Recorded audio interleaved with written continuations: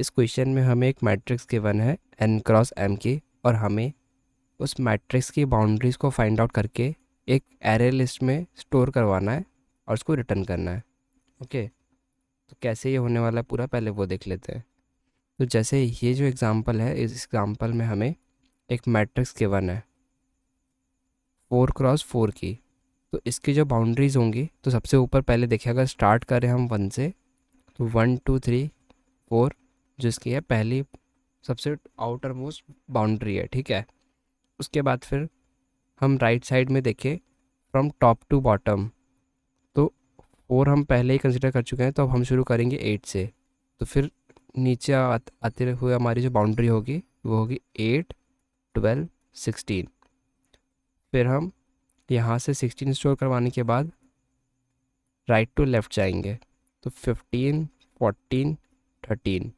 उसके बाद फिर हम बॉटम टू टॉप जाएंगे लेफ़्ट साइड में, तो 13 पहले ही स्टोर हो गया है, तो अब हम स्टोर करवाएंगे 9 एंड 5। तो हमारा जो फाइनल आउटपुट होगा वो होगा 1 2 3 4 8 12 16 15 14 13 9 एंड 5, ठीक है। अगर इसको मैच करें से, तो ये वही है 1 2 3 4 8 12 16 15 14 13 9 5।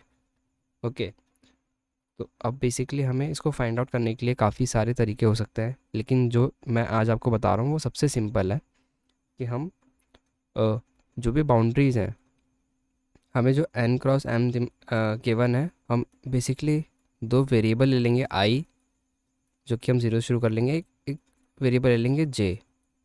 ओके, तो हम सबसे पहले i इज़ इक्वल टू 0 से लेस देन n तक ट्रैवर्स कर लेंगे, ठीक है। तो हमारा जो मैट्रिक्स है, और j को हम 0 रखेंगे क्योंकि हम फर्स्ट जो हमारा जो फर्स्ट मतलब बाउंड्री है उसको शुरू करवाएंगे, ठीक है। तो j पूरा टाइम 0 ही रहेगा, हम सिर्फ i को चेंज करके और 1 से लेके 1 2 3 पूरा ये स्टोर करवा लेंगे। उसके बाद फिर हम i को कांस्टेंट रख लेंगे जस्ट बिकॉज हम सबसे लास्ट में पहुंच चुके हैं। उसके बाद फिर हम एक लूप लगाएंगे जिसमें हम i इक्वल टू n-1 से j को बढ़ाएंगे m-1 तक। ओके, तो यहाँ से हम इसको ट्रैवर्स कर लेंगे एक लूप के थ्रू। उसके बाद फिर हम उल्टा लूप चलाएंगे, ठीक है। तो जैसे अभी हमारा i यहाँ पे होगा n-1, क्योंकि हमने अभी इसको सबसे फर्स्ट वाले लूप में यहाँ पे अपडेट करवाया था, ठीक है। तो अब हम इसको n-1 से लेके जाएंगे 0 तक, ठीक है। तो इससे हमारा जो j है वापस से कांस्टेंट रहेगा, जो कि m-1 रहेगा, ठीक है। तो m-1 j की इंडेक्स पे, और i चेंज होकर हमारा वापस जाएगा 0 तक, ठीक है। तो यहाँ से बेसिकली हमें m-2 रखना पड़ेगा इसको, ठीक है, क्योंकि m-1 पे जो हमारा पहले से 16 है वो स्टोर हो चुका है, ठीक है। तो हम यहाँ से 15 से शुरू करना है, इस वजह से हम इसको n को -1 की जगह -2 पे रखेंगे।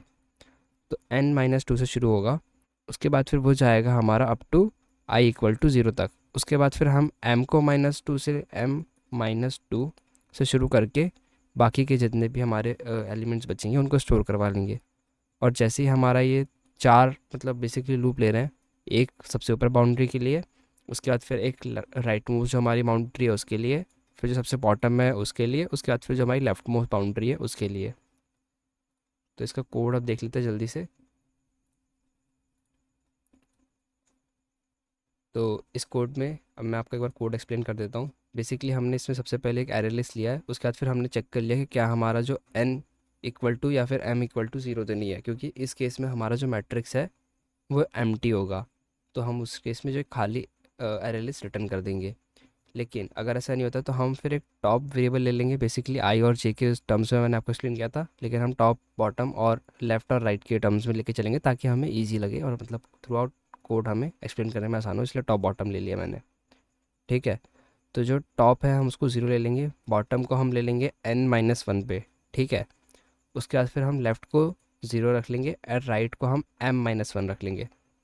उसके बाद हम बेसिकली चेक करेंगे हर बार कि हमारा अभी सबसे पहले हम जो सबसे ऊपर का मैट्रिक्स है, सबसे पहले तो हम उसको ट्रैवर्स कर लेंगे, ठीक है। टॉप रो को हम, जो हमारी टॉप वाली रो है उसको हम स्टोर करवा लेंगे क्योंकि वो हमारी सबसे पहली बाउंड्री है, ठीक है, तो वो एज इट इज़ हमारे एरे लिस्ट में स्टोर हो जाएगा। उसके बाद फिर हम जो टॉप है उसको एक बढ़ा देंगे, ठीक है।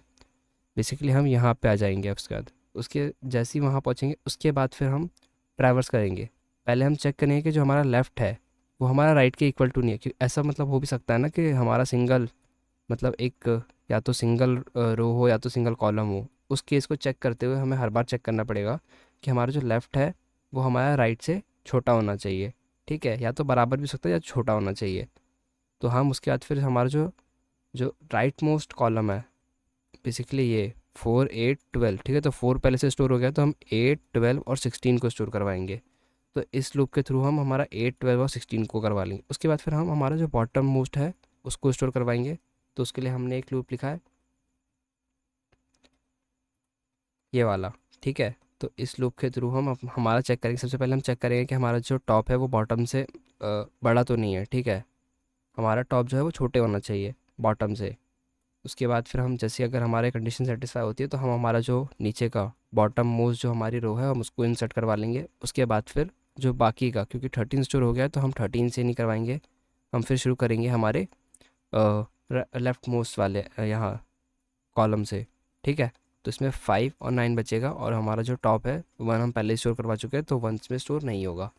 ओके, तो एक बार आप लोग इसको कोड को खुद से भी समझने की कोशिश करना, और जो भी कुछ डाउट आए तो प्लीज़ आप एक बार कमेंट में पूछ लेना, मैं ज़रूर उसको एक्सप्लेन करने की कोशिश करूँगा।